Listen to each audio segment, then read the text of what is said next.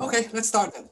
It's 1:37. So, okay, so welcome everyone to the PCE's 197th monthly event. The topic of discussion for today is social emotional learning. And on our panel discussion, on our discussion panel today are three leaders in education. Let's start with Gerard Dalton, who's the principal of Millstone River School and a board member of the Asbury Park School District. Also, we have Dr. Scott Taylor, Superintendent of the Highland Park School District and Adjunct Professor at Rutgers and Montclair Universities. And finally, we have Joy Zhao, a longtime PCE volunteer and the founding director and former Dean of Academics at Yinghua International School. And one thing I want to note is that this Zoom meeting will not be recorded. So panelists, feel free to express your views. It will not become a part of your permanent public record. Okay, so without further ado, let's dive right into the questions.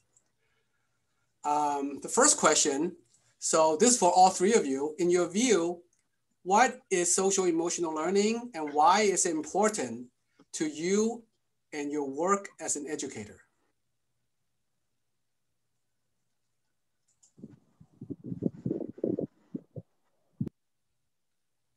Gerard, you're muted. I cannot hear. Oh, Scott, I can't hear Scott either. Okay, it looked like we had a little technical difficulty here. So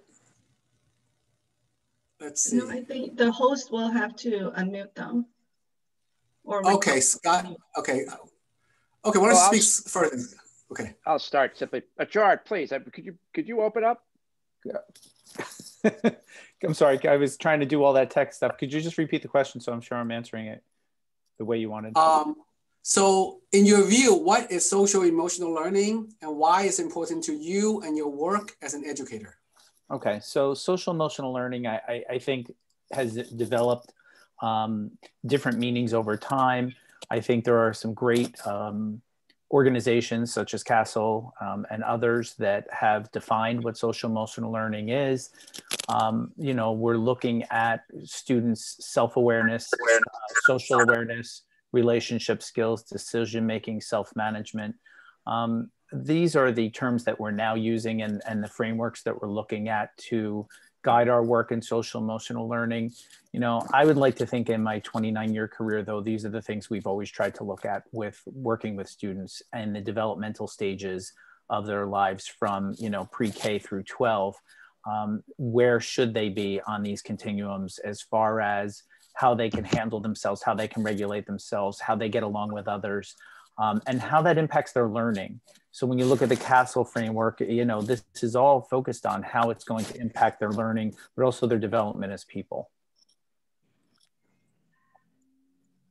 I'll pick up where Gerard just left off. And rather than repeat what he said, which I agree with, obviously, because it's all common sense, reasonable points why SEL is so important, I'd like to actually show the group some quantitative data. It's very I think it's very hard to find good, valid, quantitative data that shows the positive influence social emotional learning could have on academics and other kinds of aspects of schooling. So I'm going to share my screen and show you something that I got from CASEL. CASEL, CASEL, as most of us know, is the most prominent, I think one of the most prominent organizations that focuses on social emotional learning. They did a macro study. I like macro studies because to me, they're really rich because they take hundreds of other studies and find trends among them, as opposed to just looking at one study and saying, well, this is it. So the data you're looking at before you is a bar graph that took all these different studies and pointed out that, as you see in blue, when schools added SEL programs like responsive classroom, restorative practices, they saw a positive impact on all of these things. I'm not going to identify them all, but you see everything from basic living skills all the way to a reduction in conduct problems. The blue bar shows the enhancement of these different areas in schools that added SEL programs.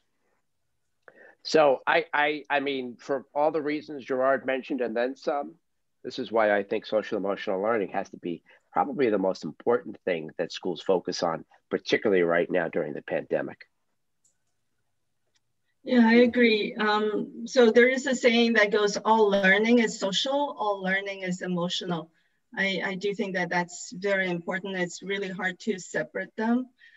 So to build on Gerard's point, so there are a few components, right, to the SEL, the social emotional learning. For self-awareness, so to me, there are two parts, right? They're interrelated. One is about yourself. So it's self-awareness and self-management or self-regulation. And then the other part is also that goes hand in hand is social, like that relates to others, social awareness and also relationship skills. And then Gerard also mentioned decision-making, responsible decision-making. So it is all common sense, but then again, it's, you know, if we're all consumed about with academics, sometimes, you know, that's something that overlooked. So if you are lucky enough to be studying in a school with principals like Gerard or superintendent like Scott, who really believes in the power and impact of SEL, that's very important. So the chart that Scott show us is very interesting. So it looked like almost that SEL is this like this this macro element that kind of like improves students like conduct and academics and like in all aspects of the student. Why do you think that is? Like, what is the driving force behind that? Like you know, that's a very compelling chart. So are we taking turns here? You know, for me, I think we should. So for me, it's I'll go to the more basic language I would use, not always quoting the research, but you're turning on the internal locus of control for students by giving them a set of skills where they can think about things and or speak to others about things or interact with others about things. Absent teaching them those skills, you find that students can be making ineffective decisions that can either harm themselves in learning, harm themselves in a social way. So it's really important that we give them the language and the practice to be able to handle all of these types of situations, because ultimately it does impact their learning long term. If I'm not feeling good about my classroom situation or my relationships with my peers or my relationship with my teachers and even my relationships with my parents, that's going to impact my learning, because if I'm not feeling safe about all of that, I'm not focused on learning. I'm focused on my feelings of maybe some level of nervousness and inadequacy or something that may be impacting me during the school day and into the evening. And speaking to that a little bit more, let's look at the school community climate, which no matter what part you have in impacting the climate, you must live with, right? So even if our kids are studious, well-behaved, they're still influenced by the culture and climate of the entire school. We in Highland Park incorporated what you could refer to as a social emotional learning practice called restorative practices. We did it because we wanted to reduce the number of suspensions, help kids who were acting out. And we are seeing a positive impact. I have a doctoral student at Seton Hall right now studying the impact that restorative practices has had on the culture and climate of our middle school in Highland Park. We suspect, and he hypothesizes, that there's a direct correlation between restorative practices and SEL program and positive climate. I'm trigger happy with the share screen, so forgive me. I'm going to show you one quick slide. We know that at the very least, restorative practices, after 4 years of implementation, it took a long time, led to a decrease in the number of students who were suspended in school and suspended out of school. This is last year's data compared to 2 years ago. We specifically saw a reduction in discipline incidents among some of our subgroups, like our Black students and our Hispanic students, who were, for whatever reason, expressing behavior problems more so than their Asian and Caucasian peers. So I want to build on what Gerard said. I do think culture has a lot to do with it, and it impacts everybody. So regardless of what part we might think we directly play, we're on the receiving end of everything that SEL can do better. Yeah, so if you in the audience are wondering, then is my child getting SEL? You know, you certainly can just go directly to your teachers and your kids' teachers or principal and ask them. But something, so for example, Scott, he mentioned a practice or a framework. At our school, at Yinghua International School, we use responsive classroom. So for example, there is a consistent morning circle or morning time, right? And then at morning circle, instead of collecting, you know, like homework and doing academic related activities only, there would be activities designed developmentally appropriate to, you know, for the students. And then they would touch upon self-awareness, you know, how to work with your friends, how to deal with conflicts and all of those. So this is not something that that's reactive to a certain incident. It's a program in place that is systematic, that's consistent, and that's important. And it is important to understand from the teachers or work with your teachers or children's teachers to know how to also to consistently implement something similar at home that mirrors that, you know, for it to have the maximum impact. Okay, so that dives nicely into, connects nicely to my next question. If you have one piece of advice you want to give to our parents, what would it be in terms of SEL? Oh, that's a big and loaded question. I think Joy hits on the points of understanding what already happens in your school so that you as a parent are not having to delve into what else should I do. Find out what your school and your school district is already doing. You know, and I think find out, you know, what else is available out there. You know, I've given parents books over the years who have had struggles, especially in the middle school years, you know, with choice theory and decision making and things like that. So I think it's always reaching out to, one, your child's teacher, two, your child's guidance counselor, right? Because our counseling staff in our New Jersey schools, I think is amazing. We have counseling curriculum and all of that around decision making and around socialization, in addition to responsive classroom. And then I would also say, you know, just reaching out to the principal, assistant principal, and also understanding what's going on in the school and the goals in the school. And I'll put the plug in because I see Ping's face right below mine, is attending PTA events, because school districts have parent-teacher associations that are always hosting things that help to share this information. And one of the books that Gerard gives is this one. Is it? Yeah. Yeah, it's a goodie. So Maurice Elias wrote this book with his colleagues. You can find it on Amazon, called Raising Emotionally Intelligent Teenagers. And what I like about it is that they're actual strategies. It's not just, Maurice is, as some of you know, is a rock star in the SEL world, happens to be a resident in my town. But he writes in this book strategies. He doesn't just pontificate as a researcher. He actually provides strategies. So once again, it's Raising Emotionally Intelligent Teenagers. Okay. So to me, I'm gonna take it in a little different direction. You know, on top of all of that, right? So to work with your children's teachers and principals, I would say pick a framework that you feel comfortable with and do some hard and honest work on yourself, on your own, you know, social emotional growth. We can't really assume that with time passing, we automatically become wiser or become more socially adept or emotionally. So I do think that it is important for us to tend to our own emotional growth, in parallel, if not the focus, right? So there are many frameworks out there, like the EQ parenting, right? The emotional intelligence that PCE has been promoting for many years.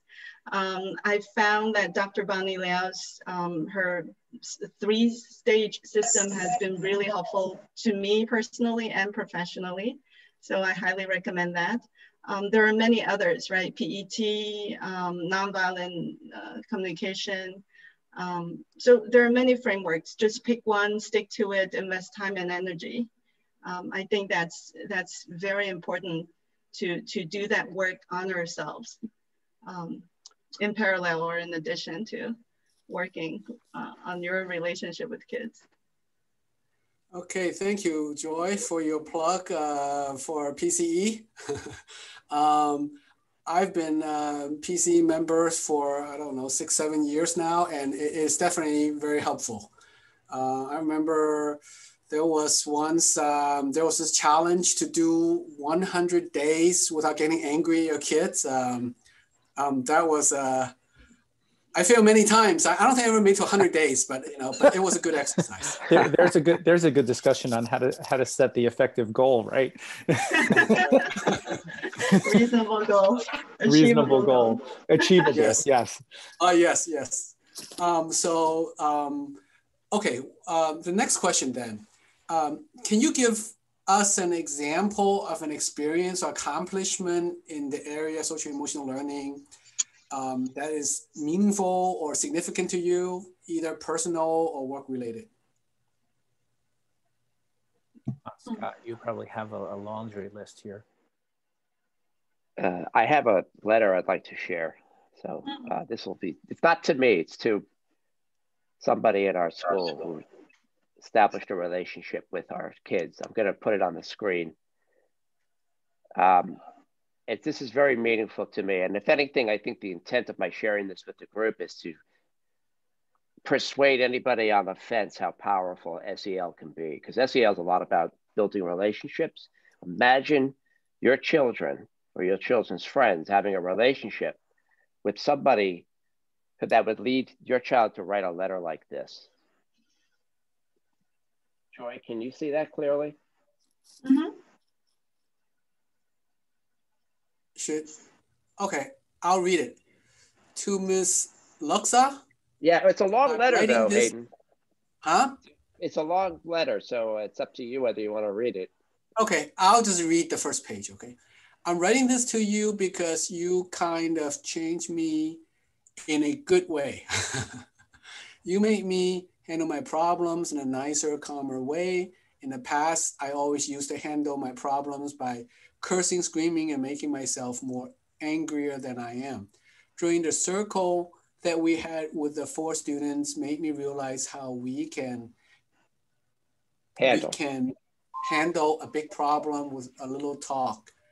And during the circle, I felt really happy and said, why can't I handle every problem that I had this kind of way? Okay, I think that's definitely is very happy to have you. Oh, go ahead, Scott. No, she writes, I love you from my heart, and I'll always come to you if I have another problem. That's the power of SEL. You build relationships that eventually help kids self-regulate their emotions like you just saw. Now, I remember in my kids' middle school graduation, there was this, that it really struck to me, okay? Because when I was a kid, if you know the principal really well, that means you've been to the principal's office many times and then you are a troublemaker, right? That was in Ohio. So this kid, in my kid's middle school, I think is a bit of a troublemaker. And when he went up there and, all the kids were whooping and all that stuff, egging him on. And then he got a diploma from the principal and then he gave her a hug. So So I do think that, that a lot of work that's been done in our school district made a big difference. So. Hayden, as you spoke, I can tell you I've lived that experience as a principal. And I had a student who got up and gave a speech and talked about having his own seat, his own chair in my office, that it was his chair. And his mother swore to me every time I called, she'd just pick up the phone and say, "Now what?" And I finally said to her, "My first name is not now what," because of caller ID. And I promised her that it would change. And I will tell you, the child was receiving accolades from every teacher and got up and gave an 8th grade graduation speech. And as I looked out, one of my board members, who was a very tough guy, was crying unbelievably. And this kid turned it around. And, his parents, of course, were appreciative. He was appreciative. But there are stories like that because of what Scott was referring to before about this idea of the culture that you set in a school, that if I make mistakes, it's okay. It's how do we coach children through getting there and being able to manage it on their own. And so, you're recounting the story that we all hope for, not that we get the hug, but that kid makes it to making those effective decisions and being productive. Yeah, that is so true. Yeah. Well, I do think that the things that matter in education are mostly invisible. So I would say, some of the challenges to me as an educator and school administrator have been to communicate these invisibles to students, to parents, to colleagues, and convince them of the importance, right? And to be able to build an organic and cohesive community around these invisibles. So by invisibles, I mean, for example, at the personal level, if everyone is an iceberg, not an island, but an iceberg, what's under the surface is what really matters, right? Self-awareness, internal dialogues, and the fact that teachers share or actively teach on how to handle conflicts, like, an example of Scott's example, they feel the permission, they feel that that's something that's important, that's something that matters. Because if you don't talk about it and assume that they would just, learn to handle conflicts on their own, that's not true. So those are the, at the personal level invisibles. And in the classroom, that sense of security, that kids feel safe, that's the foundation before any real learning can take place. So if children feel safe enough, then they will be able to take risks, to make mistakes, to take detours, and to grow, right? So all of these, and at the school level, like I think Scott and Gerard mentioned the climate, that's, to me, it's more like the adult culture, the invisible relationship between admin staff and faculty, amongst teachers, whether there's one of respect, mutual respect, and also, caring, between teachers and parents, amongst parents, between board members, school board, and the admin, and all of that. So all of that together really creates that invisible climate.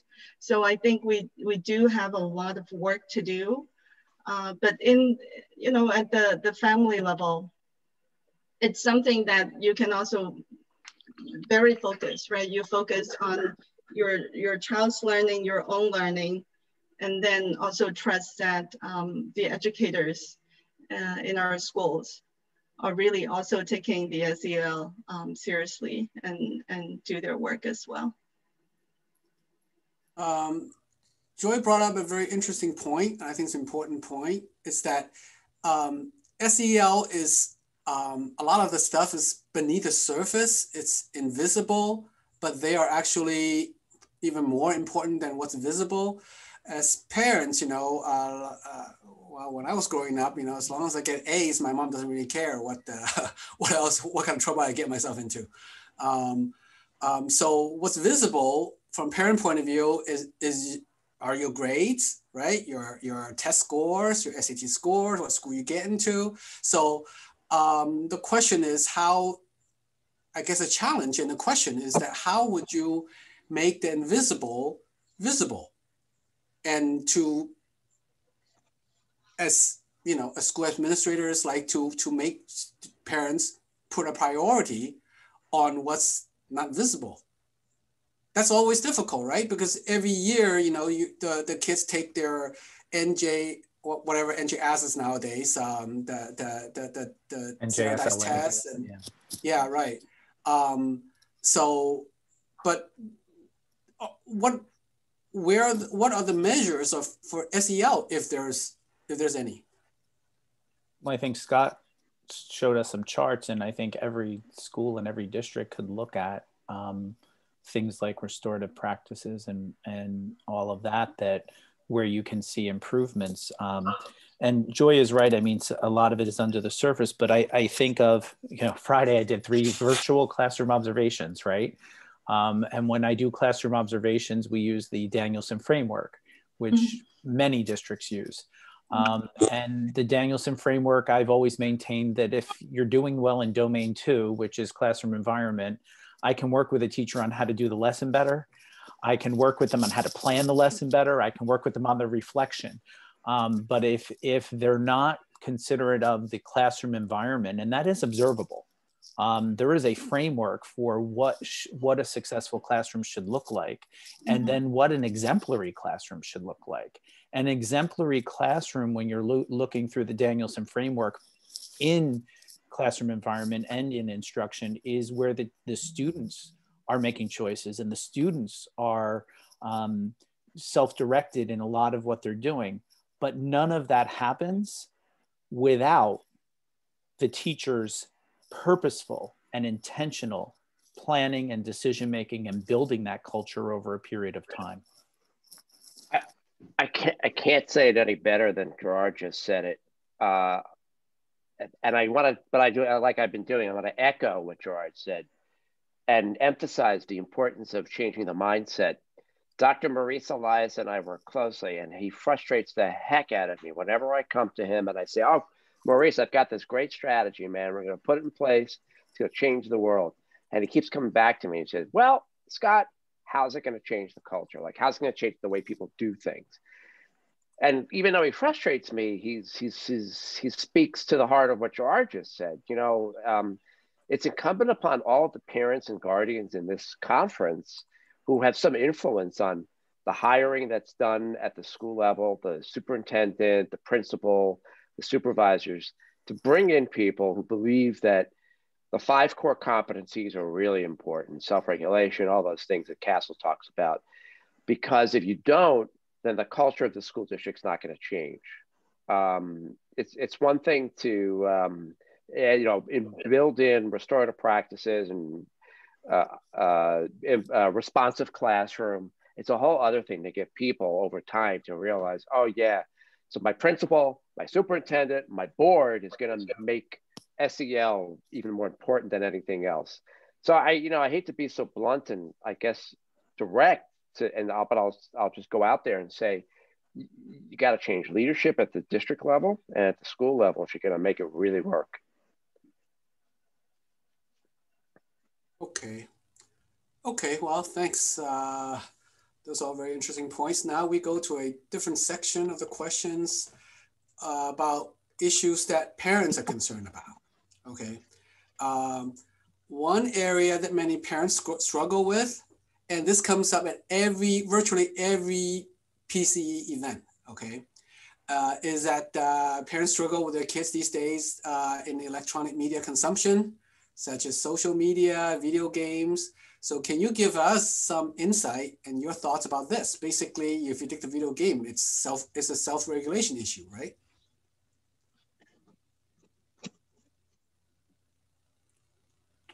Oh, I guess that's a tough question.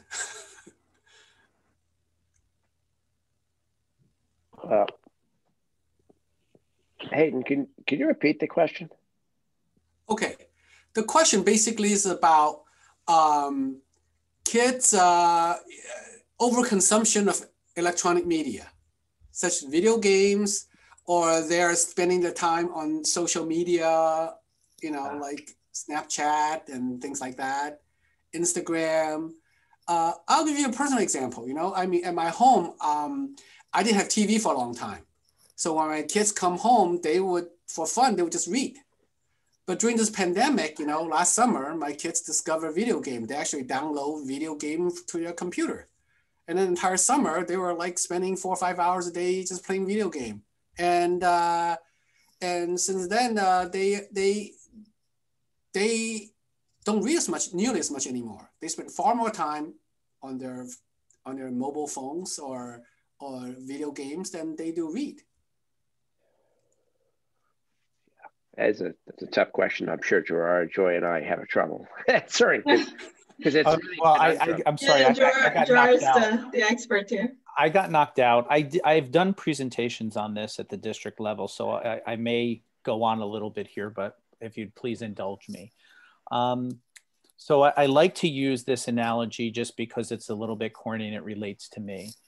So we've come into this age of technology, and we give kids access to technology like we would give them access to their basic snack every day. And when I ask parents year after year, what guidelines did you give your child before you gave them access to technology? There's a long period of silence. Like now. And that scares me. Because then I'll say, so when your child's going to become 17, what are you going to do to prepare them to drive? And parents can start to list, driving lessons, and they have to do the written test, and they have to do this test, and I'm going to pay for a driving school, and I'm going to do all of these things. To put them in a car now that, compared to when I learned how to drive, has stability control, blind spot monitoring, airbags. Now they stop. You can't hit someone if you buy a new car. They stop. And you'll spend a year teaching your child how to drive a car that has all the safety advances. But you'll give them access to the entire world, including video games, possibly predators, and give them not a single guideline at all. And that scares me because I've been on the opposite side in the school admin side of children being involved in chats they should not have been involved in and exposing them to things they should never been exposed to. So we're talking about serious issues of safety, children who have shared inappropriate pictures of themselves and you can't get that back. And I have parents who are inconsolable realizing that their very fine child, the child is an amazing kid. But what we know is that the children's prefrontal cortex is still developing and their decision-making is not strong. And they're influenced very quickly and very easily. So we have to think about, if I'm giving my child technology, what are the guidelines? For me, it's real simple. No technology at night should be in a child's bedroom. It should not be in their bedroom because they need to be able to make good decisions. But I think that when we talk about that, we have to structure decisions in a way that children can be successful when they make those decisions. And if we give them free, unfettered access to so many things, if they're 13 or 12, they can't make those types of effective decisions. We have adults who can't make those decisions. So we have to really think about, what do they need the technology for? How often will they need it? And when does the access get turned off so that they are safe? And I can't stress that enough. And you bring up gaming.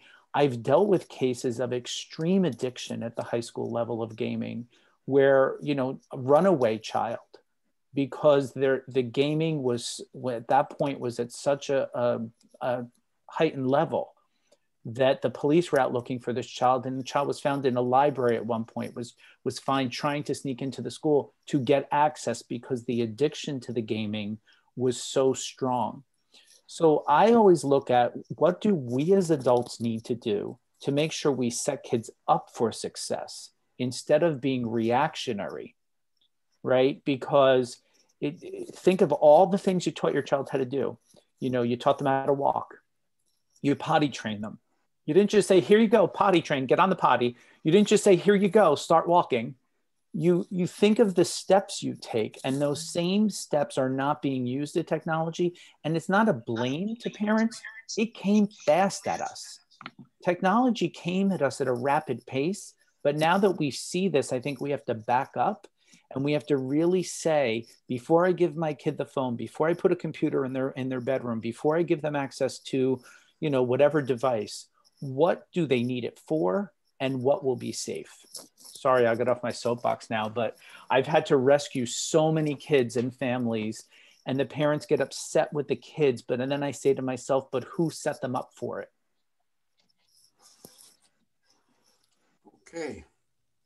Yeah, that's very true. I would say it probably from more of a parent point of view, as a supplement, right, to Gerard's. That is so true too. I made some notes to myself when I was thinking about my two kids. My oldest is in college now. She is a junior.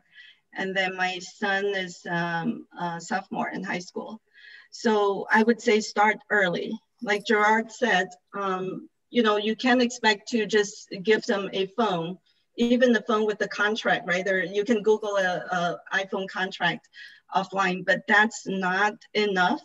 So I would say start early, meaning, so when they were in, I don't know, grade school, elementary school, start with, you know, let's stick to some agreed upon rules, and then also give them tools, you know, even if a kitchen timer, right? And when it goes off and they're still in the thick of a game, what to do. Those are really baby steps that you know, under your guidance, towards the road of eventually they will have to be on their own, make that decision to stop when they need to. So allow some flexibilities, but then still stick to rules. So just to give an example, when my son, Jaden, was young, I think, well, probably around the age when Hayden said that they sort of give up reading to gaming. I think that's very natural, right? Because, but that timing of it, you know, you don't want to allow it to happen at kindergarten. For him, that took place around age 10. That's when he has already become a very solid reader. I think that's very important. Don't give them access to game, especially unfettered access to gaming, until they become a very solid, avid reader. Then you have, you know, you stand a better chance. At that time, when he first started playing video games, we talked about, let's say, 30 minutes on a weekday evening. In the very beginning, there's no gaming on school nights, right? But then let's say 30 minutes, when the timer rings off, he was like, I'm not done yet. I said, okay, give you 5 minutes more, but then you have to cut 5 minutes from tomorrow's quota or something like that. So they have that little dosage, but consistently, of being able to feel disappointed or feel that want, that crave, but still be able to keep that in check. So that kind of tools, right? So there are many out there, but something has to be in place before they get onto that road of driving that race car, not with you at the passenger seat. So that is something very important. And in our family, there's no phone until they get to college. That's just our policy. But if you cannot pull that off, it varies by family. You just have to set it up what works for your family. But it is indeed very important to give them tools. Scott, do you have anything to add? No, I'm going to stay silent at this point. I think Joy and Gerard did a great job just putting it out there. I really did. This is not my wheelhouse. Okay. All right. Next question then. So during the current pandemic, everybody's doing remote learning. So social interaction, peer interaction become much less frequent. How would you recommend that parents promote social emotional learning at home? I think among all the things that we can emphasize for kids in the area of SEL, mindfulness comes number one in my head. Starting a yoga program, there are many that can be done virtually. Letting kids use apps on their phones like Calm, which is an Apple iPhone app, to get them to self-regulate their emotions and build confidence by simply learning how to meditate and be mindful and simplify their world right now. So the app you recommend is Calm? Yeah, CALM. There's a $49 yearly subscription fee, which I think, even though it's significant for some people, it's worth the investment. It's one of the better apps. We found we have some of our teachers purchase the app and are actually incorporating it in some of their classrooms. There's also Headspace, but Calm is definitely a deeper version. Yeah. Good one. Mm-hmm. Okay.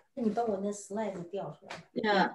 Well, according to my two kids, they said that their social interaction has not become less, but probably in in a different format. We feel that I think your question is social interaction has become much less due to remote learning. I don't think so. They have a host of social media, gaming, and there's so many apps that they use now without us knowing. So the other day, I just took a quick look at, in passing, right? I saw my son's iPad, and there is a interesting photo of a child that we have no idea who that is. And I became a little alert. I was like, who is this? And then he said that it's a friend of his who, there's this app that you could put random pictures on each other's laptop or desktop or iPad as just a fun way, right? So that's not any particular person's photo. It was just something random. And it's something cute, right? That's how they connect. And this new generation, they have so many ways that they connect that are different from, like that's really out of our realm. So I wouldn't worry about their social interaction becoming less. It's just that, it goes back to the guidance again. You want to give them that sense that your presence, right? It's not like you keep watching them over their shoulders or anything, but it needs to be. So that brings to my advice to create a shared workspace in the family. That is one piece of advice that Dr. Bonnie Liao gave us many, many years ago, for which I am forever grateful. So my kids, they cannot just storm off and shut themselves in their own bedroom. That's just not done. And they cannot take any electronics into their bedroom, that's for sure. All electronics has to be out of their bedroom at night time. They don't even do their homework in their bedroom. We have a shared space, a shared workspace in the family that everybody, after dinner, everybody study there, work there, and just be there in that common space. I think that space, that physical space, also creates that sense of togetherness, right? And also, in passing, you could see each other's iPad or phone, may not be phone is too small, or their screen, their monitor. So that gives a sense of, like supervision or guidance, sort of consistent or constant. That to me is very important, that they cannot just disappear into their bedroom and come out only when food is ready. Joy, I just want to tag on to that a little bit. You bring up an idea of something I always talk to students about, and that idea of conscience. So what are your family values, right? And every family has their values. And I don't think, in my 29 years, what I found is we don't talk about conscience the way and have the experiences around conscience maybe as outwardly as we did maybe when I was growing up. Maybe I'm a little scarred from how my mother handled it, years ago. But this idea of, you know, there is that sense of family. There is that sense of the adults in your life and the family members in your life who care about you and want to see you do well. So you have to also, there's that expectation that you do. And the structure that you talked about setting up that space communicates that. It communicates this idea that this is the proper way. This is the proper way to do that. Without that proper way, we're asking the child to make that decision, and they may not have that experience to make that decision. That is such a great point. Thank you. That's definitely so. So one of the recent studies was about how well they did a longitude study. They interview some high school kids and see how well they know about their parents in terms of their parents' upbringing, how their parents met each other, their work, career. So things about their parents, right? So I think as a way to as an indicator of how well they're in tune with their family value, that shared value, that shared conscious. That as an indicator, and then they followed these kids for 10 years. And not the surprise, they in general have a lot more successful adult life, not in terms of, you know, making money or, you know, their title, but in terms of their mental status, their happiness, having stable relationship and all of that. So I think it's a two-way street, right? You want to, it's not just you asking kids, how was your day? It's also you sharing your day with your kids, sharing your stories, your history, not in a way to say that, see, you know, like I had a harder life than you are and you should be grateful, not that. It's really just, you know, it's almost like an oral history of the family, and that has a lot of value in and of itself. Okay. Okay, I think the idea of shared space is very interesting to me, because during this time, you know, everybody, we kind of like hole up in their own room to Zoom to their work or things like that. But if there's a way we can to have a shared space, but without interfering with each other. Yeah, we do too. We do too. We all during the day we each have our own space, right? Because otherwise you interfere with each other. But then after those lesson time, you come back. You don't shut yourself. You don't lock yourself up in your own bedroom. Then they come out of their lessons or classes, and then back into that shared workspace. Okay. That takes place after dinner every night. Okay, so that's definitely an idea that that's worth pursuing in my family. Okay, so let's go to the next set of questions. These have to do with race and social identity. I mean, most of our audience here are Chinese immigrants or Asian Americans. And the issue of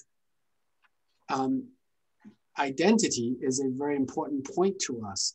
I'll give you an example, a personal example, okay? When I was growing up, I came to America when I was 12, and there was another American family that was like really kind of like taught my mom, my sister English, and we became family friends. And the husband is, as far as I knew, he was just a regular American guy.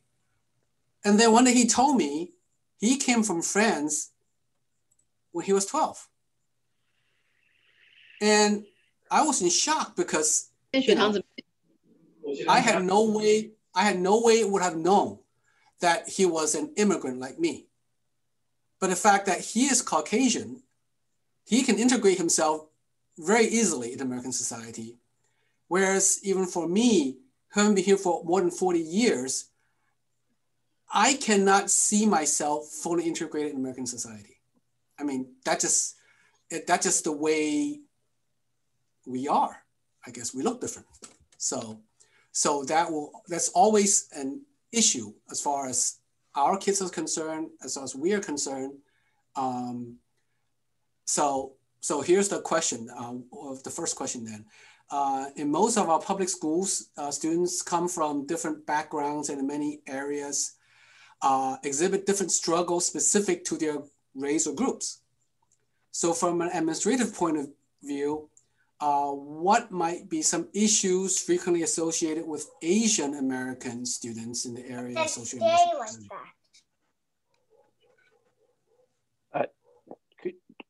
Is that the entire question, Hayden?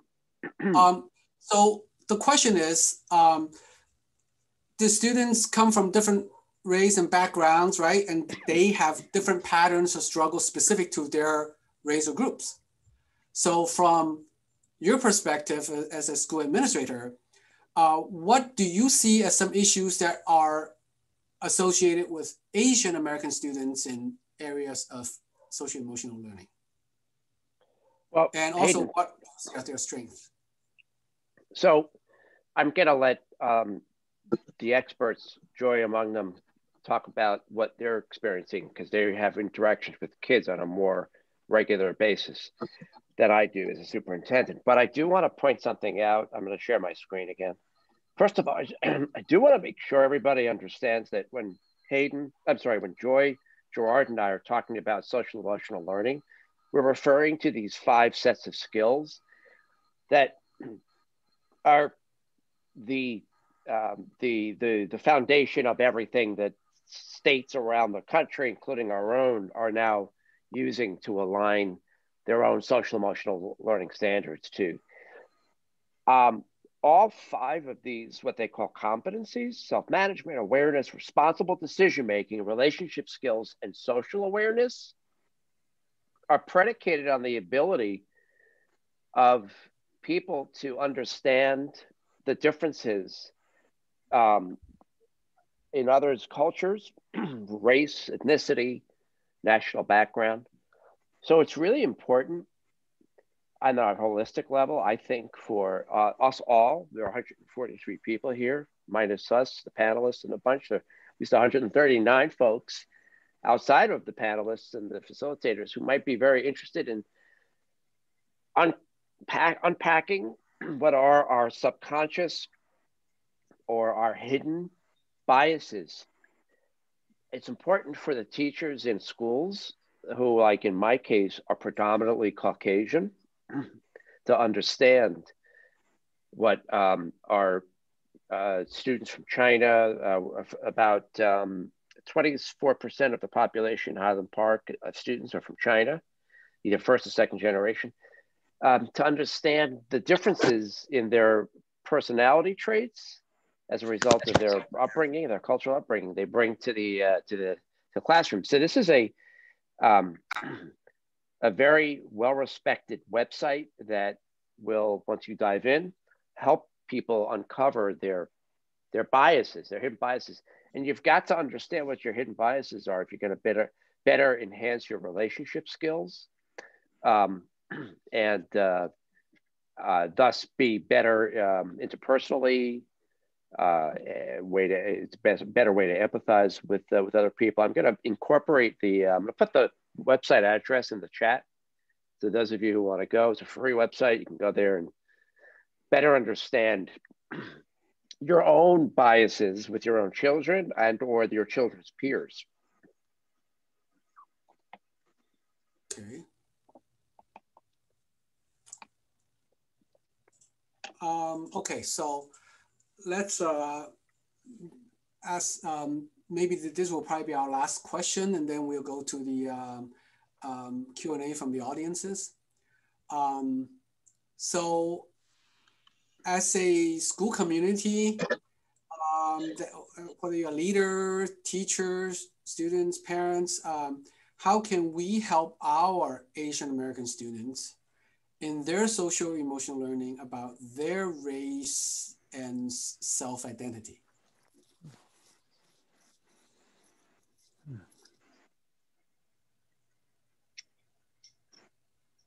Well, that's not something I feel confident answering because I don't. I work more on a district level, so I'm gonna punt on that one, Hayden. Okay. Myself. Joy, do you want to? Yeah. It's sort of, I have 2 points. I don't know if I'm actually answering the question or in the way that you intended to be. But I just wanted to point out, for example, Yinghua International School, it's set up in a way, I think it's very conducive to, I mean, certainly, that promotes cross-cultural and, competence, right, in terms of language and cultural awareness. But in particular to Asian American kids, our founder, Dr. Bani Liao, has really foreseen that it's going to be a very positive experience for Asian American kids to grow up in a school that not only preach that they value diversity, but actually put that into practice as one of the foundational foundations of the school, because bilingual, dual language education, dual cultural is one of the pillars of the school. So I would have to say that our school is not typical. We understand that it's a very unique school and provides a unique experience for our kids. But by extension, I am thinking, so there are 2 things that I want to mention. I believe that if a school, any school, public or private, if it's set up to be competitive in a way that promotes a so-called zero-sum game, from that point of view, it would be almost impossible to eliminate tensions and struggles or injustice stemmed from race and socioeconomic differences. Because, for example, I wanted to give an example at Rutgers Prep. That's where both of my kids go for high school. There's no class ranking. That's something, it may seem minor, but it is actually not, because it does not pit students against each other in a way that students feel that, they cannot help each other without sacrificing their own ranking, right? So it actually promotes, students tend to feel that they can help each other freely, because otherwise I would imagine race would really come into play. Caucasian American kids may resent you for being Asian just because stereotypically you're better in math, supposedly, right, as an Asian kid, which may or may not be true, but that's the stereotype. So that's something, whether it's competitive versus cooperative, I do think that is something that the school leaders should really consider. And also, I want to bring up a point. I don't know whether it's, it's definitely, it's part of a bigger dialogue, but the power of faith. We don't talk about that often because it's part of the family value, but I do want to point it out that if I look at my own kids' upbringing, because we are part of a PCE organization that is a charity organization based on progressive Buddhist values. We call it compassion in action. The reason why I bring it up is because our family is deeply involved in PCE. So our kids grew up in close connection with the organization, and they grew up seeing many Asian Americans making active contributions to the community as a role model, right? So as a result, they have a more practical and I would say grounded sense about their own racial identity. I feel that they also tend to have less of a knee-jerk reaction on some mean-spirited comments about their racial identity. They feel that they may have a larger toolbox as to how to react. For example, they can decide whether they want to fight back or they want to ignore or educate or even respond with compassion.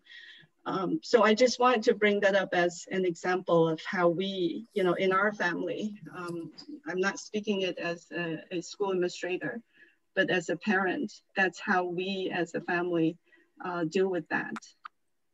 If it offers any insight to other parents.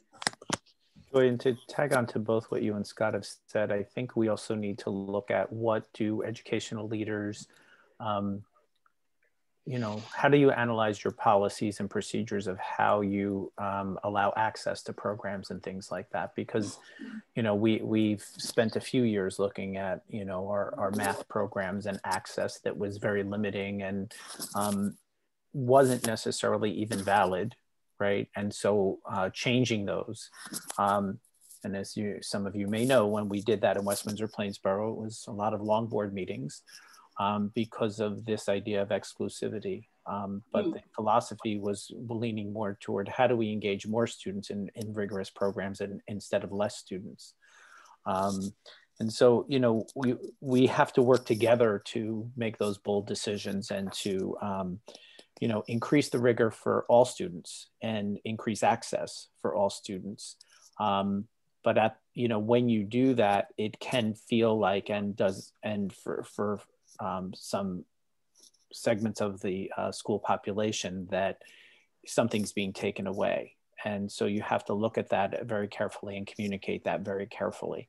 You know, and so it's the boldness of how you make those moves because, you know, when those moves are made, very often it comes out of the social emotional. The competitive stress on students is high, and it's higher in this time than probably it's ever been, you know, in our history. Kids aren't out on the street playing the way they did when I grew up 40 some odd, 50 some odd years ago. You know, you came home, you threw your books, you were outside playing. Kids are continuing their learning. They're continuing their learning in cultural institutions and things like that. You know, but the stress and I'll just share the very quick story of, you know, I still connect with some of our former students who are now adults. And I had a group of students, Black, Asian, it's a very mixed group. And this one female student shared with us, she just graduated from college, by the way, great university, had a promise of a great job when we were speaking and everything, and shared with me her feelings of inadequacy as she went through high school, that she felt that she would never match and meet up with others. And I knew her as a middle schooler and knew her as a wonderful student. So the fact that she shared this with me was almost like a knife in the heart of how could a student have gone through their experience who was an amazing student, gone off to a great university, graduated, has a job offer, went through 4 years of high school feeling inadequate. And the inadequacy she communicated was due to the competitive nature and that she wasn't in a certain class that others were in. And she couldn't even really articulate the idea of where that idea came in her head, but that was the prevailing feeling of if I don't make it into certain things, as basically she said, when I was 15, I was thinking my life was like, what am I ever going to do? Am I ever going to have a job?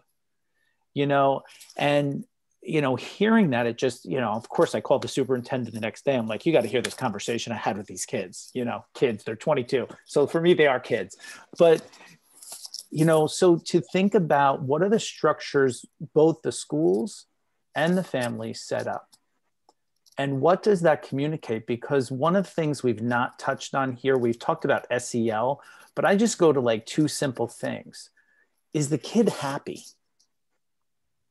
Not every day, but in the majority of the time, is the kid happy? And for the adults, I always just say, and this is the joke, it's the Gerard joke in the district. Do you like kids? Because like, if you like kids, your communication with them and the way you handle yourselves with them is going to be fairly positive most of the time. Not that you're not going to lose your patience once in a while, but we have to be careful what we convey to them, because the idea that we're sending kids into schools and they're going through thinking that they're inadequate is a heartbreaker. Like that should never be. So I just share that as a recent anecdotal conversation I had with a student. Okay. Well, thanks for all the good feedback. Now we go to questions from the audience. Okay, the first question is, Do you as educators feel anxious when raising your own child? What do you do when facing child rearing challenges? I find myself more anxious and frustrated sometimes after knowing what good parenting looked like and not being able to reach the goal. Let my colleagues answer that one. Hey, Hayden, can you repeat it once more? Okay. Do you as educators feel anxious when you're raising your own child? What do you do when you face your own child rearing challenges? Yeah. Yeah. I have two girls, 20 and 17, and I worry about their relationships with significant others in their future life because they don't appear to be having as strong interpersonal skills as I would like them to. And I don't just chalk up the 17-year-old's issues to teenagehood. So what I have found helpful is, as I do in my practice as a school leader, is not be aggressive, as difficult as it is with my own children, because I think that'll push them away, even more so because of the relationship I have, the father-daughter relationship. So I just model as best I can with my wife what strong relationships look like with significant others. And I do believe in my heart that eventually that modeling will rub off. I think the last thing I could do is to be different at home than I am from being at school and be aggressive. I'm not aggressive, even with faculty, with teachers, with my principals and supervisors. If there's something I want to change, their interpersonal skills in particular, I don't force it. I don't get authoritative if I don't have to. Yeah, modeling is so important. I hear some, I think from the question or the way the question is asked, you know, you get that sense of anxiety because if you feel that there is only one way of doing things and you're not doing it the right way, you know, you feel that somehow you're a failure. That's definitely not so, you know, for sure, right? As an educator, we have the advantage of seeing a large number of kids, and you see the diversity, you see that they all come, you know, they're all great kids, but they all come in different shape and form. So that, I think that breadth of view and experience, you know, sort of give you that perspective that's very necessary. But coming back to this question, I think specifically you want to see what works for your family, because I see in the chat box, many people were very either impressed or surprised or shocked by my mentioning that my kids don't have phones, or we won't give them phones until college. We could pull that off in our family because, you know, it works in our family. I don't, you know, mean for it to be the golden rule that you know, if you fail to do so, you're you know, you're a failure. Definitely not so. But I do want to point out that this COVID-19 time, you know, it is actually a good opportunity for us to examine what fun time together means, you know, to your family, to our family, when all those activities in terms of say on vacation, like vacation time is, you know, there's no more vacation time. Everybody is stuck in the house. There's no eating out. What is fun time together for your family, right? You know, when all of that is taken away, what's left for the family to do that's still enjoyable and fun together? So I think it is actually the worst time and best time to establish some family routines that work for your family. So for example, our family started this morning workout back in July, that we actually go to a park in Donaldson Park.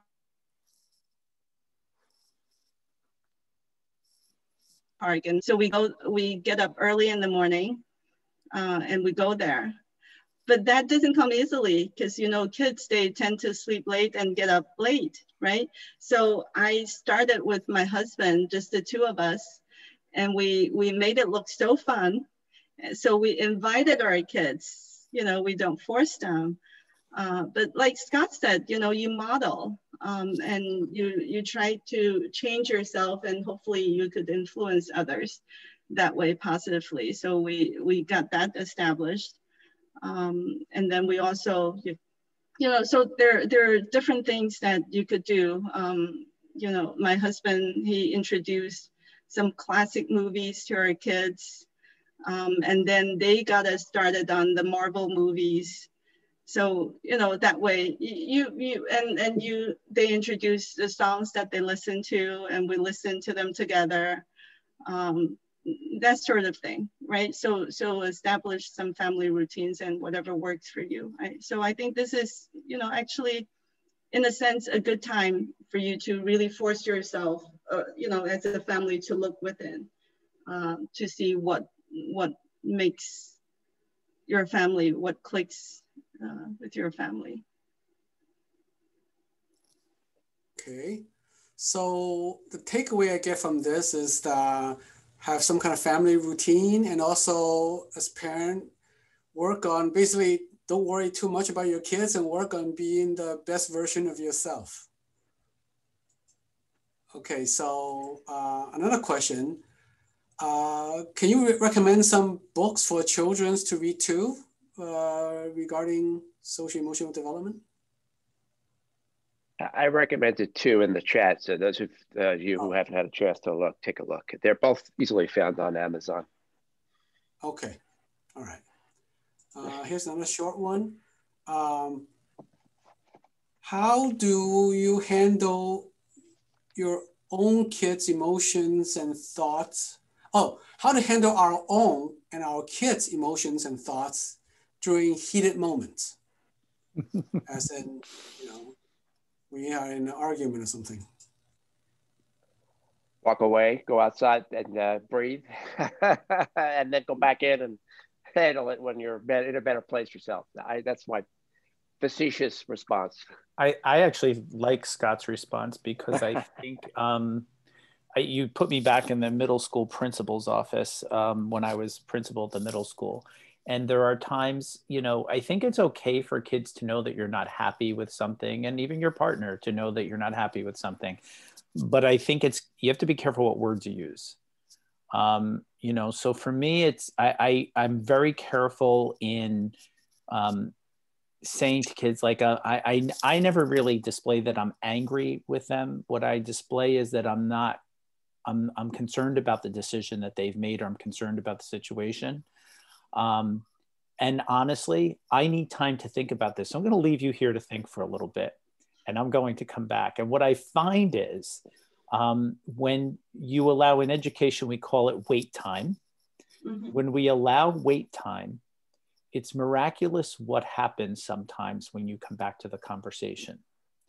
So, you know, if you use the words of, you know, why you're concerned, and then you exit, and then when you come back, usually some really great reflection has happened. And sometimes that actually, instead of you leading the conversation, you let the child lead the conversation. Have you had a chance to reflect on that? Do you have any thoughts on that? And then not jump in right away, but give them time to wait and see what the first thing is that they say. And very often what you'll find is that the family values are parroted back to you. Okay, so now the wait time is, I think it's a great idea. The challenge is that in the heated moment, you know, the last thing you want to do is to wait. So what are some mental tricks or verbal tricks that you do to establish the wait time? Because in the heated moment, you know, that's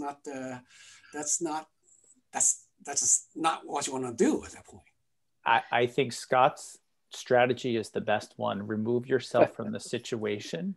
Yeah. And we've talked about all different types of things like yoga and relaxation techniques, a really quick outside fresh air, deep breaths, and then come back to it.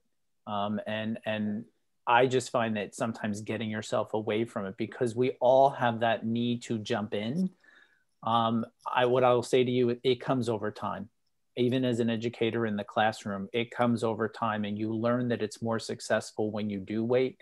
So then once you've felt that it's more successful, you've observed that it's more successful, you tend to use that strategy more. Yeah, yeah, and it becomes more natural and reinforced. Yeah. So those are strategies that we teach at kindergarten, right? Don't we? All of these, and it's part of the self-awareness. That's part of the SEL. So that's why, as parents, we're supposed to be the wiser one. So we definitely want to do work on ourselves. Yeah. Okay. Thank you for the good feedbacks. Here's another one. Chinese students tend to be quieter and, quote, well-behaved. In a school setting, how do you identify any SEL development challenges these good students may have?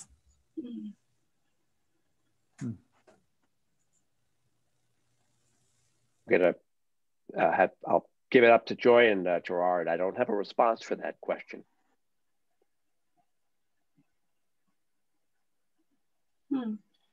It's a good one, though. It's a very valid concern. Tend to be quieter and well-behaved. I just add what my immediate thought was, Hayden, and then I'll be quiet. Look, most schools now emphasize cooperative learning as a means to encourage kids to enhance their relationships and work collaboratively. A couple of the competencies I talked about earlier. And more rubrics, evaluation tools are being applied to having that have kids demonstrate their ability to work with each other.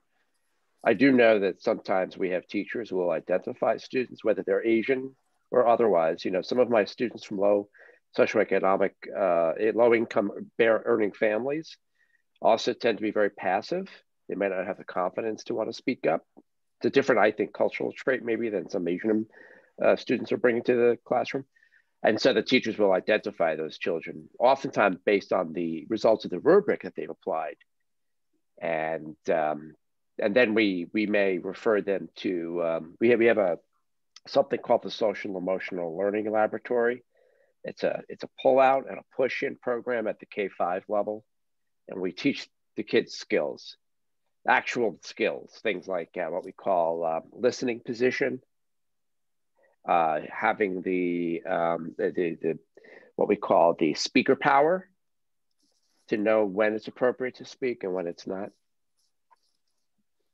Yeah, and to add, I mean, everything that Scott is saying, if we go back to the earlier parts of the discussion, when we talk about things like responsive classroom, when we look at guidance lessons, when counselors go in and do guidance lessons, and then I'll even add, having spent a lot of time in Zoom classrooms these days, the randomness of the groups sometimes that teachers do that actually cause students to have to interact, right? Even though it's coming from their bedroom or their living room at home. I think that there are natural ways to make sure all students, because again, Scott's point about we could be looking at a variety of different sub groups that we're talking about here for reasons why children are quieter or more reserved. But then it's how do we bring out who they are and their personality and encourage that. And then I always go into the more analytical side of this is that just the child's personality? And that's okay, because I think we assume very often that a more outgoing personality, are you the extrovert, is what we desire in society, but we know that there are different types of people and some people are different in different situations. Right. So we see children who are very boisterous in one situation and very reserved in another situation. Yeah. So I think, it all goes down to honoring who that child is as an individual, right? Because that's how we're trying to look at children more these days. And then it's, if we have a concern, I like to use the protocol of at least asking why at least 3 times, because when you ask why, you think you have the answer, but then you find out there's always a deeper answer and then a deeper answer. And the why may just be, that's who that child is, and that's okay. That is so true. That is so true. I like the way you said that, honoring the child as who they are. And I want to also add that they don't contradict each other, meaning you honor the child as who they are, and also encourage them and bring them out of their comfort zone. Everybody could do that. You know, an extrovert could become more reflective and, you know, be more thoughtful before speaking. So that's the goal. That's the lesson for that kind of child. And for an introvert, then to be more expressive, then Scott's skills of, you know, listening, position, or speaking, you know, alpha, all of that would be helpful. And that's where the SEL comes in place. And also, if you come to think of inquiry-based learning and project-based learning, there are naturally, if they're student-centered model of instruction, that really naturally built on individual children's strengths in their learning. So you no longer feel that a quiet child has, you know, there is something wrong with that. You know, so see it from a different level. And also teachers, I think we are becoming more and more skillful in pulling all of that, you know, discovering and empowering children by honoring who they are, and also encourage them to be more risk-taking and becoming more of, you know, more holistic. Yeah. Okay. Here's a follow-up question to the previous question. I guess that there are some interests about how do you, after you walk away from a heated discussion, how do you follow up? So I could give an example. Years back, I still remember that picture vividly in my mind. I think I felt that, you know, surge, right? You know, that hot surge coming up, and you feel that you're going to explode, or, you know, say something that you would regret. So I remember, and I was sitting with my kids in the living room, and I stood up abruptly, and I said that I'm going to have a cup of, I'm going to have some water, right? So I ran to the kitchen. I poured myself a big cup of cold water. I drank it. And then, you know, 5 minutes, I walked back. I went back, and I was like, I'm ready to talk now.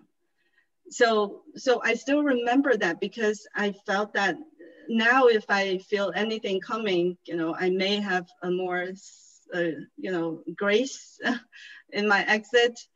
But like Gerard said, it's okay to show, you know, be authentic with your emotions, but not say anything that you would regret later, because you will. It's okay to show that, you know, I'm not in the mood to talk now. I need time. I need space, right? You're modeling to your child. You're advocating for yourself. You have your, you know, you're aware of your emotions, and you're doing whatever, you know, it's appropriate to take yourself out of that situation. Joy, your points are so well made. It's the modeling of how you do it and the modeling of the words you use. You know, I'm very concerned right now. I think I need some time to reflect on this before we continue this conversation. I'll come back to you. It's hard to say it that way, that calm, but once you build it as your normal mode of operation, your normal mode of operation becomes more and more automatic, right?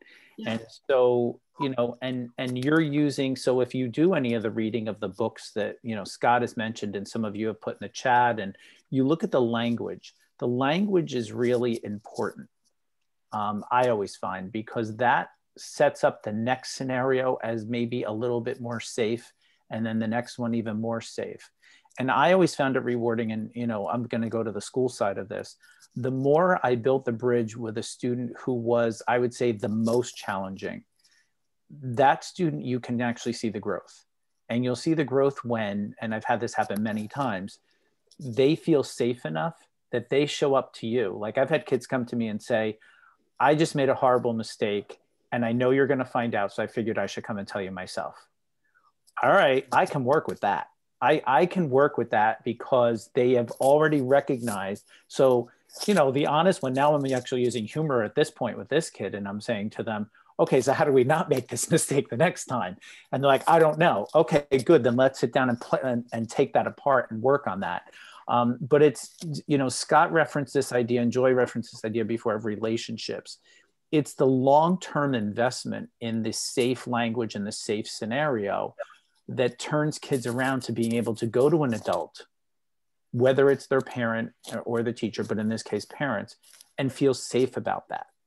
Because if they know the reaction is going to be an over-the-top reaction, I'm going to tell you right now, as a middle school principal, you know what kids would say to me when I would say, all right, now it's time to call your parents. Oh, Mr. Dalton, you don't want to do that. I'm like, sure, no, we have to call your parents. They love you. And, you know, we have to have this conversation. Mr. Dalton, you don't want to call my parents. You don't know how they're going to respond, but they love you. Yeah, but you don't understand. You know, and sometimes I'd find myself exiting the child out of the room and saying to the parent, okay, when they come home today, this is kind of how I need you to respond. I don't need you to go over the top on this, you know? Yeah. Yeah. Yeah. You want your kids to feel that you're open and approachable, like that they can always go to you, you know, whatever mistakes that they made. Yeah, that is so important, Gerard. And it doesn't mean that there's not a consequence if it was, you know, that the cell phone gets taken away or whatever. It doesn't mean that there's not a natural consequence, but the idea of the consequence should fit what the situation is. Yeah. So at our school, you know, I always told the teachers to write down those words. It may be those exact words that Gerard said and memorize them, because you don't want to come up with them in the heated moment. In the heat of the moment, you don't have anything, right? So you may, you know, like a robot, you just, you know, spit them out, recite them.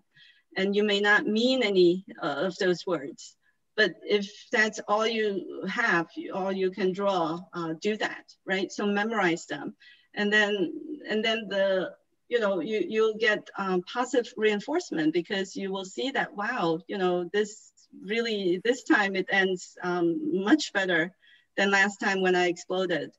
And then, you know, time after time, it will become better. It will become your natural reaction. But write them down, you know, especially after, you know, whatever exchange that you didn't feel like going well. Then sit down, do your reflection, and then, so next time if the same thing happened, what could you have said differently? And write out those words, memorize them, and practice them. Okay. Okay, I think this is all the questions that we have. So this concludes our panel discussion. I want to thank our three panelists for a great afternoon of enlightening discussion. I learned quite a few things. And now I want to turn over to Wei Hong, who's our former PCE president and current vice president. A few words from her. Hi, everyone. Thank you, Hayden, for organizing such a meaningful and helpful discussion. And thank you for all the panelists. I'm Wei Hong. I'm the past president in year 2019 to 2020. Now I handed over to Jianping, our current president. And she asked me to give, on today's meeting, she asked me to give an introduction to the new people who's first time to come to our monthly event. I'd like to share my screen. I have a few slides. Okay.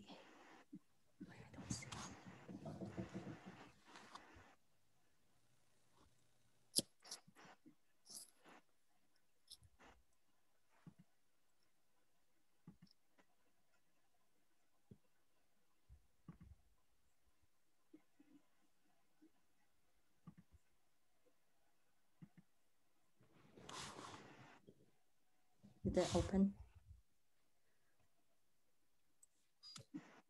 Sorry about this. I changed my computer. I changed my room.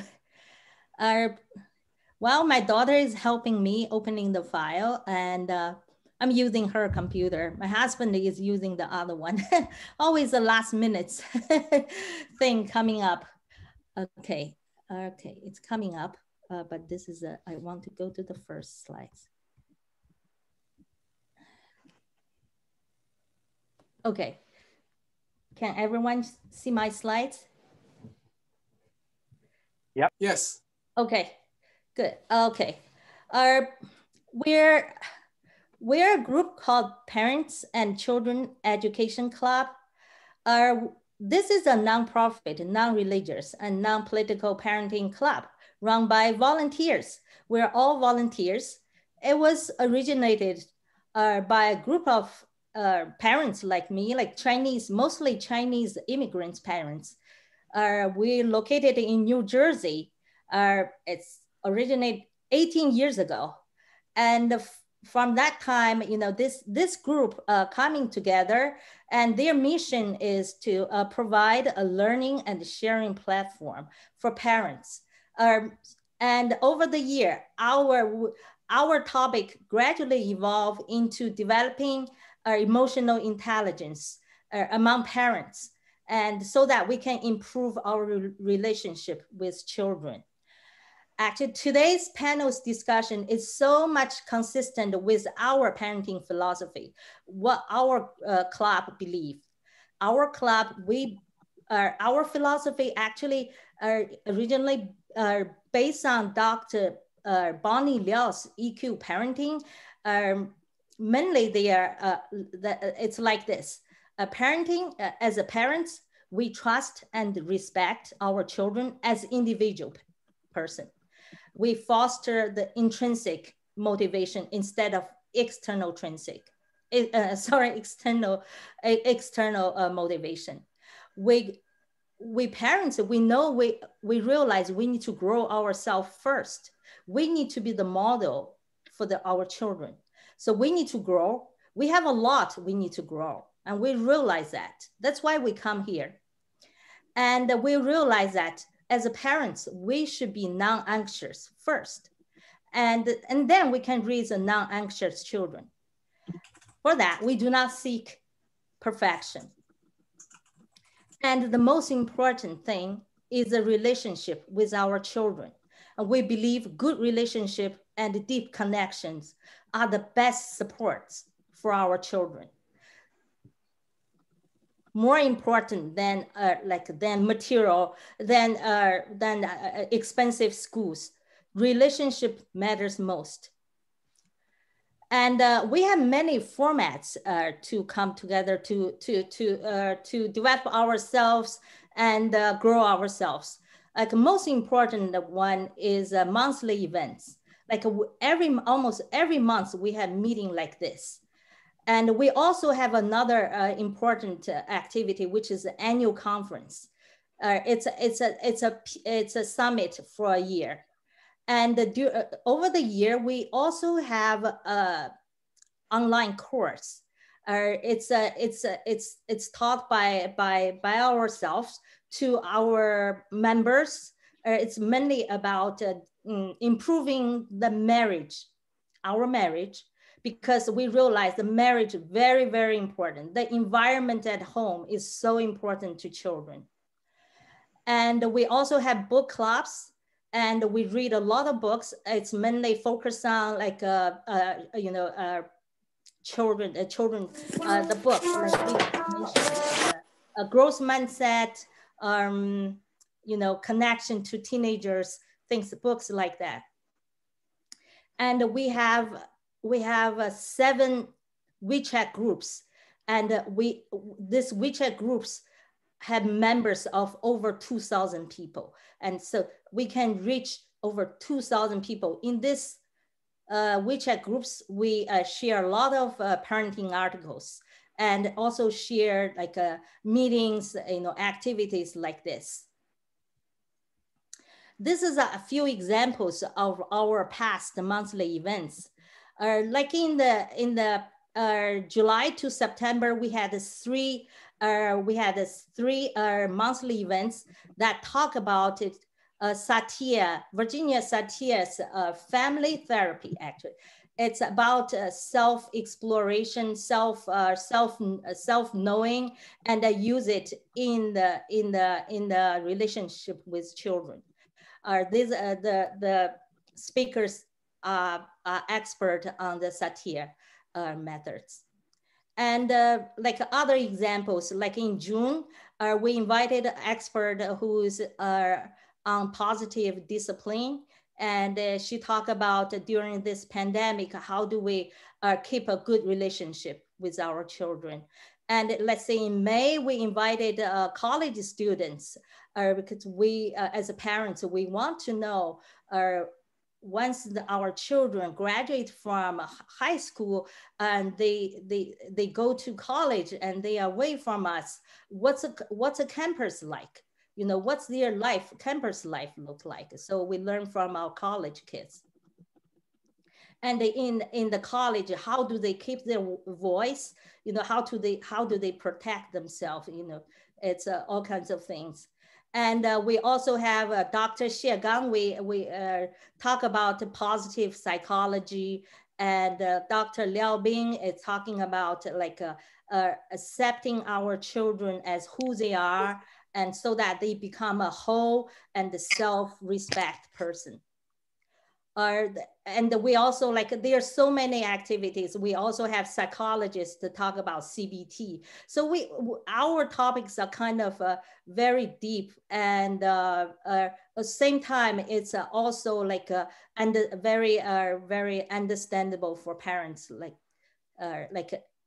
parents, like any parents like me. So in the past, we just had in October, we just had our 2020 annual conference. The topic of this conference is conscious parenting, transforming anxiety into confidence, courage, and resilience. We invited a keynote speaker, Dr. Shafley, and she gave us a is a terrific and thought-provoking talk, and that's very aligned with us, with our parenting philosophy. And it's so much well received and stirred so much discussion among ourselves. So these are the examples. Since we are a grassroots organization, and used to be we're local, we rent a place, we meet every month, and we invite speakers. Since the pandemic in March, we move it online to virtual. All this activity moved to virtual, and we can reach almost all the all American, parents, especially among Chinese parents. It's from California or even Canada, you know, from all kinds of states. As long as they hear about us, we are open, we are free to them. And we received the donations from some business donors. We really appreciate it. This helped us to invite high quality speakers like Dr. Sheffield. And in behalf of PCE, I thank them very much. And we also have individual donations. These are active members. They also donate to us. So that's how we run. And once again, thank you so much for coming to PCE to give us this wonderful discussion. Now back to Hayden and back to Jianping, our current president. Stop share. Jianping, do you have anything more to say?